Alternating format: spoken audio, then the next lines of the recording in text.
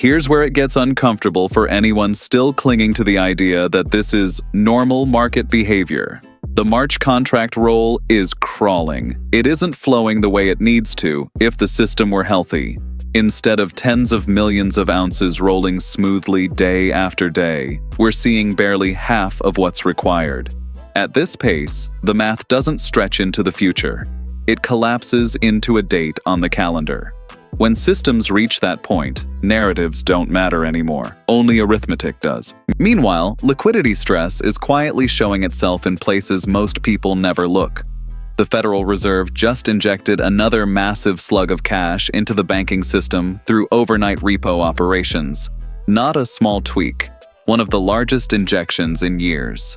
These kinds of moves don't happen because everything is fine. They happen because something somewhere is tightening faster than expected. Liquidity issues always surface first in plumbing most people ignore.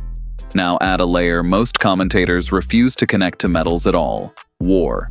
Not hypothetical war. Active, grinding, material-intensive conflict. Modern warfare doesn't just consume fuel and steel. It devours silver, guidance systems, electronics, circuit boards, energy storage, naval propulsion, missile components, autonomous systems. Silver isn't optional in these applications. There is no easy substitute that performs the same way at scale. What almost no one mentions is that the United States no longer has a meaningful strategic silver reserve. That's not speculation. That's historical record. Those reserves were drawn down decades ago. By the early 2000s, they were effectively gone. The word had does a lot of work here. Had reserves, past tense.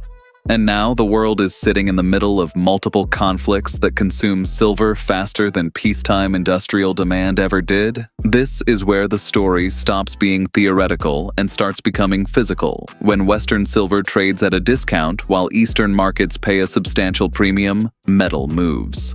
It always has. It always will. Silver doesn't care about opinions or headlines. It follows incentives. When Shanghai pays significantly more than New York and the spread easily covers shipping and insurance, bars don't sit still. They leave. That's exactly what the data shows. Month after month, withdrawals from New York vaults have exceeded inflows, even accounting for eligible metal that can theoretically be converted into registered supply. The net result keeps pointing in one direction: down. Roughly 20 million ounces per month, consistently. That isn't noise, that's trend. Some will argue there's plenty of silver somewhere else. Eligible inventories, unreported stockpiles, paper promises. But eligible doesn't mean available, and paper doesn't mean deliverable.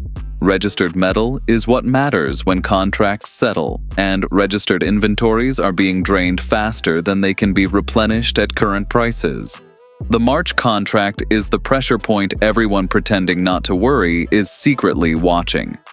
Open interest remains massive relative to what's actually sitting in vaults.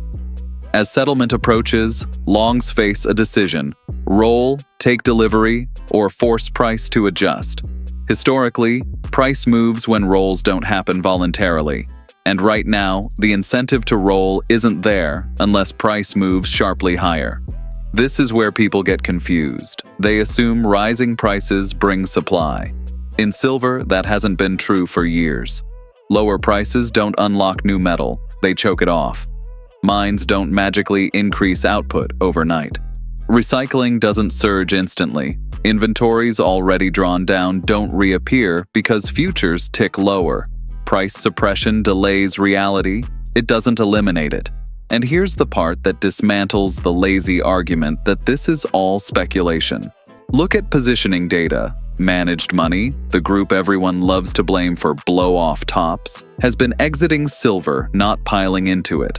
Net long positions have collapsed to levels not seen in years, even as price climbed dramatically. That is the opposite of a speculative mania. That's physical demand dragging price higher while paper traders get shaken out. When a market rises with fewer speculators, it builds tension instead of exhausting it. Low open interest plus minimal net longs creates a vacuum. If new money decides to enter, there's very little resistance. That's how explosive moves happen. Not when everyone is already all in, but when almost no one is positioned and the underlying supply is disappearing. Now zoom out and look at ratios. The gold to silver ratio remains deeply distorted relative to both mining realities and historical norms. Silver is mined at a fraction of gold's rate, yet priced as if it were abundant. Vault ratios tell an even stranger story. Paper claims to physical metal are wildly out of alignment. These divergences don't resolve gently. They snap. Institutional sentiment surveys add another layer of irony. Time and again, when large allocators declare gold crowded, it's right before another leg higher. We've seen this movie already. Declared crowded at far lower prices than today, only to be proven wrong as structural forces overwhelmed positioning narratives. Being labeled crowded doesn't mean over. It often means misunderstood. Zooming out even further, precious metals remain historically underrepresented in global asset allocations. For much of the 20th century, gold and related assets commanded a meaningful share of portfolios. Today, they're a rounding error. To revert even halfway back to historical norms would require years of outperformance. That's not a bubble, that's neglect. And yet, silver is the tightest link in the chain. It's the metal where industrial demand, military necessity, and investment demand collide. Gold can sit quietly in vaults. Silver gets consumed. Once it's used, it's often gone. That difference matters more now than ever. None of this requires believing in conspiracies or secret cabals. It requires looking at flows instead of forecasts, inventories instead of opinions, physical movement instead of paper volume. When metal leaves vaults consistently, when rolls stall, when premiums persist across oceans, the market is telling you something long before headlines catch up. Of course, there are risks to every scenario. Military actions can be delayed. Central bank operations can be framed as routine.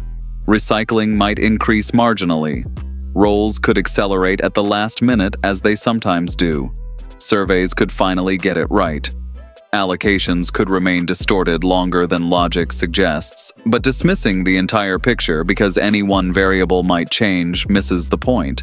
The convergence of declining registered inventories, persistent international premiums, stalled contract rolls, shrinking speculative positioning, geopolitical consumption, and liquidity stress isn't something you see in healthy, stable markets. It's something you see before repricing events. This isn't about hype. It's about mechanics. About systems pushed to limits where adjustments stop being optional. Price doesn't move because people want it to. It moves because supply and demand force it to. And that's why following the data matters more than following personalities. This channel exists to connect dots most people don't even know are there. Not to tell you what to think, but to show you what the numbers are already saying. This is The Real John. If you value analysis grounded in evidence rather than comfort, make sure this reaches someone who still believes everything is fine because they've been told it is. Not everyone. Just one person who's willing to look. The math is tightening, the clock is ticking, and markets always resolve tension eventually. The only question is whether you're watching closely enough to recognize it before the resolution.